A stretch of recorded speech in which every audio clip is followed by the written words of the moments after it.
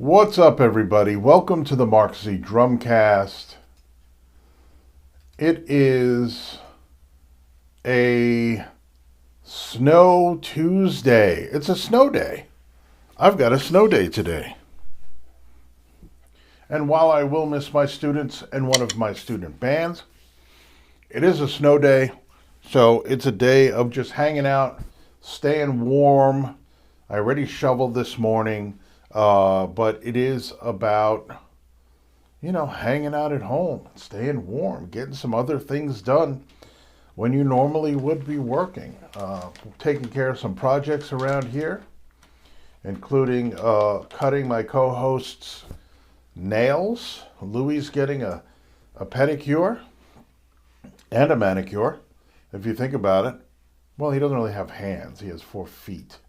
So a pedicure. He's getting a double pedicure. Anyway, so I wanted to say what's up. I'm wondering why we should be going, right? We are on the air. We are on the air. There we go. So today, I want to talk about a subject that's very important to drummers. And it's one of the first things I find out about students of mine. When I ask them what hand do they write with in school, and then I ask them if they've ever played soccer. And the reason why I ask them if they've ever played soccer is because I want to know what is their most dominant foot. Because it's not just about the hands, it's about the feet as well. Because if you are really comfortable kicking the ball with your left foot, let's say, then you may have a better time or an easier time working that bass drum with your left foot instead of your right foot. Whatever hand we write with, maybe that's the hand we're going to keep time with, whether it's on the ride cymbal or the hi-hat, right? So, the subject of today's Drumcast, and also a preview into what you can expect on the Mark Z Drums drumming course that's coming soon, that is currently in production. This is kind of some of the stuff that I'll be getting into, right? And it's not anything for any level, let's say. This is not about beginner, intermediate, advanced.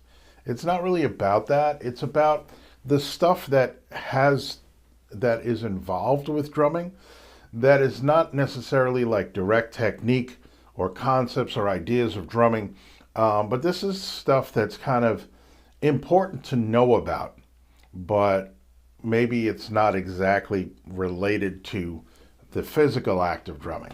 But in this case, it kind of is. And what I'm talking about is laterality. So,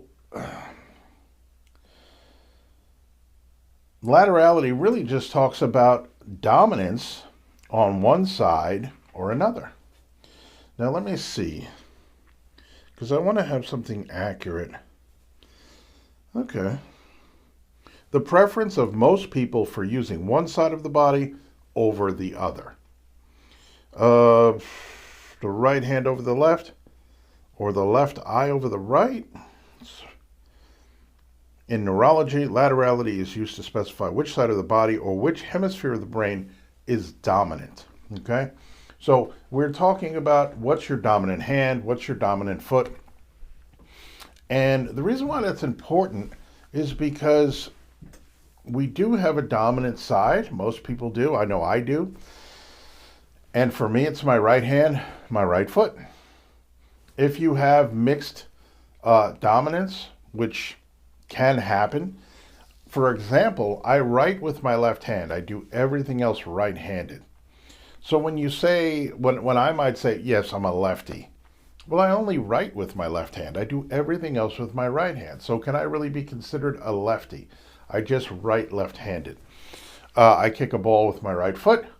I do everything in sports right-handed, throw, swing a bat, swing a golf club, tennis racket, all with my right hand.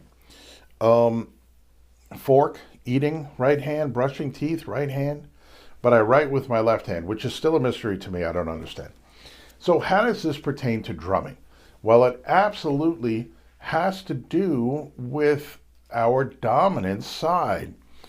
I usually will steer my students to keep time with their dominant hand because we're so used to using that dominant hand that it will be more coordinated, it will be stronger, and it will be easier to keep time with that dominant side. And because the right hand in most drumming applications and the right foot will get more work than the left hand, left foot, I would always suggest that my students use that dominant side for doing most of the drumming work. Now here's the other part of it, right? Because once we know what side is dominant for us, we then know what side is non-dominant.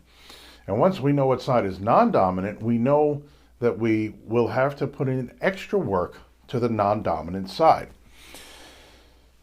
Drumming and independence, four-way independence, which is developing the ability to use your separate limbs at the same time doing different things, different patterns, different rhythms, at the same time is a skill that drummers need to develop. And it's not easy because it has to do with what we're used to doing. And a lot of times, the right hand and the right foot are pretty much tied together. When we first start drumming, the right hand is keeping time on either the ride or the hi-hat, and the right foot is playing patterns on the bass drum. And in the very beginning, when we learn eighth notes, 4/4 eighth note rock beats, we're going to be playing that right foot exactly on time with the right hand as we're playing rock beats like such.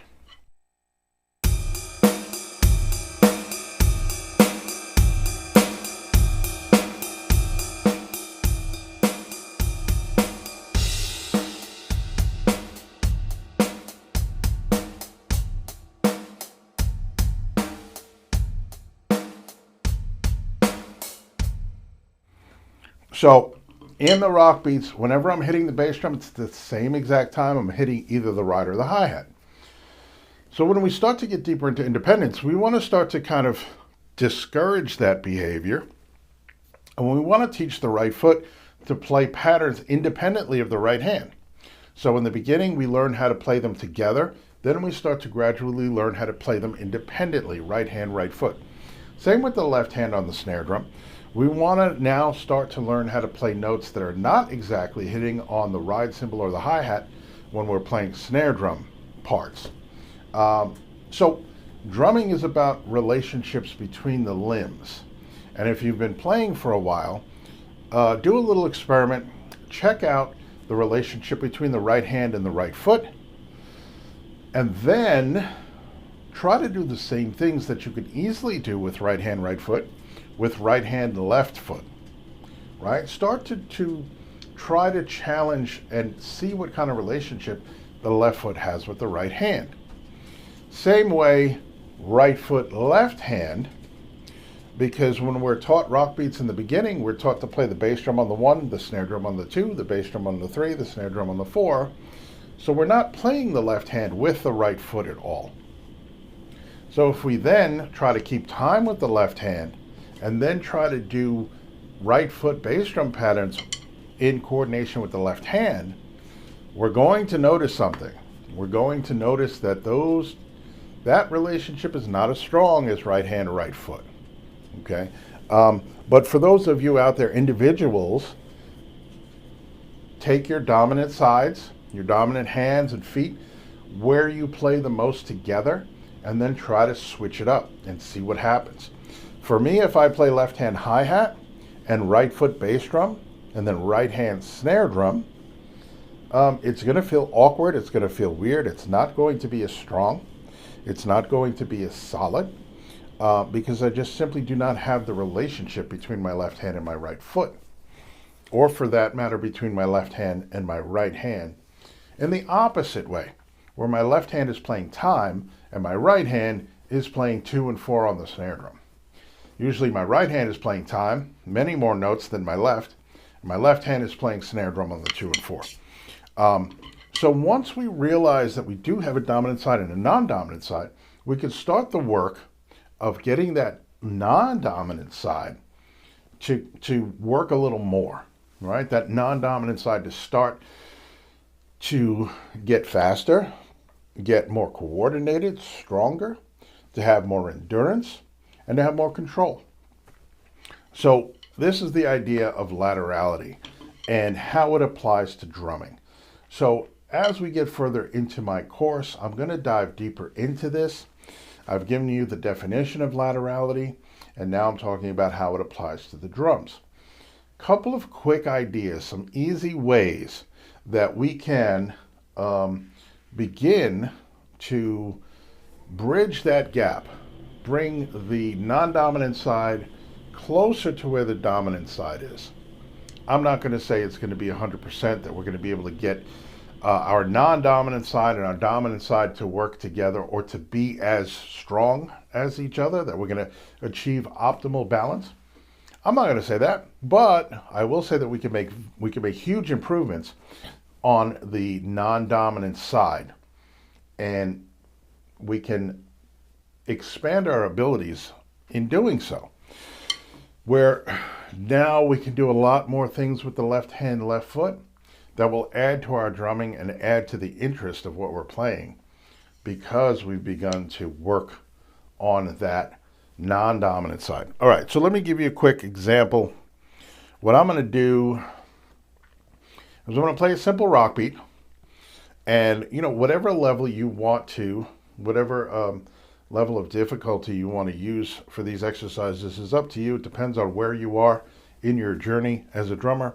I'm going to play left hand hi-hat. I'm going to play bass drum with my right foot and snare drum with my right hand. Right, so now I'm going to just start working on this left hand for keeping time and start to give it more work. Here we go.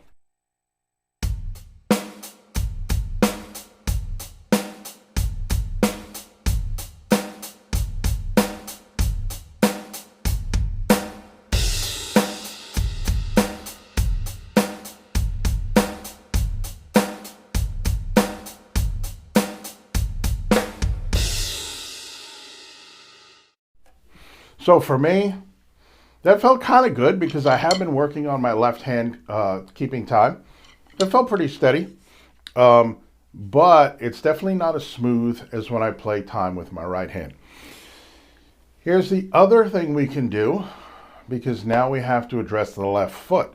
For me, my left foot mostly holds the hi-hat down, and occasionally we'll lift that hi-hat up to get that open hi-hat sound, or even just to count time with my left foot by opening and closing it with my left foot. But now what I'm going to do with my left foot is I'm going to use my left double bass pedal to play bass drum. And I will use my right hand to keep time on the ride, left hand on the snare. So now we're going to test my left foot bass drum skills playing rock beats.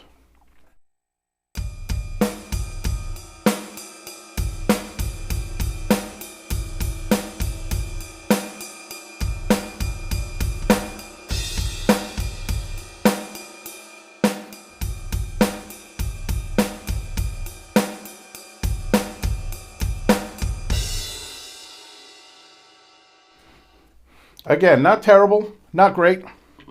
Now, I'm going to close my hi-hat and I'm going to keep time with my left hand on the hi-hat, and I'm going to play my bass drum with my left foot. Again, all an experiment to see how this works out.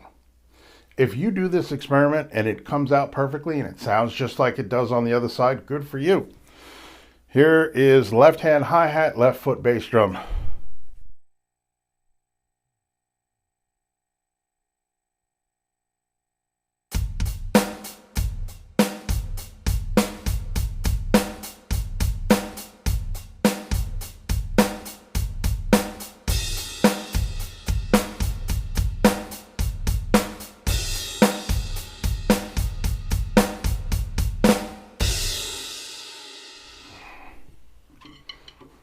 So there you have it. What I'm noticing from that little exercise is that my left foot, left hand definitely does not have the same relationship. So although I think it sounded okay, it sounded pretty good, I could feel that my left foot was not hitting exactly with my left hand on the hi-hat. So these are some ways, simple ways that we can work on bringing up that non-dominant side to a higher level. Now I'm going to show you one more thing that I'm going to have to open my hi-hat for. When we are playing rock beats with the normal way that we normally play, for me it's right hand on the right foot on the bass drum, left hand on the snare. What I'm going to start to incorporate now is I'm going to start to close my hi-hat with my foot on quarter notes, eighth notes, and then 16th notes. And then maybe 2 and 4, and then maybe upbeats. So let's listen to that.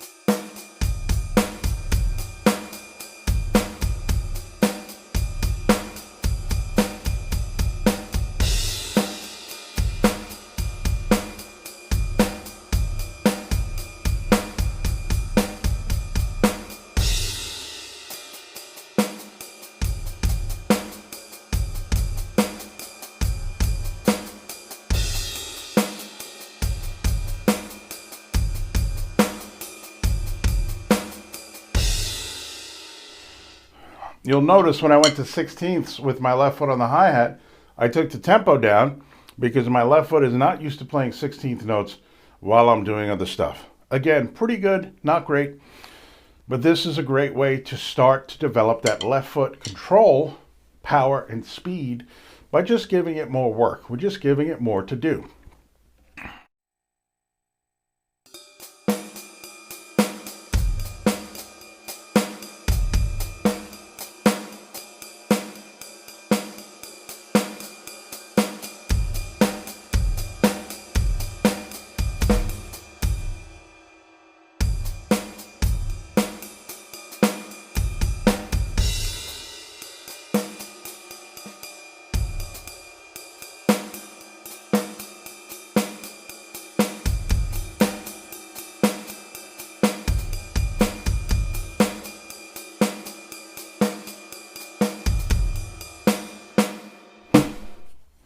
So there you have it.